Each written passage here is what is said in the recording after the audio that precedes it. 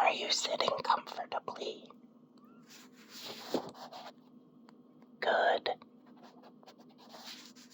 Look into my eyes. Look into my beautiful eyes.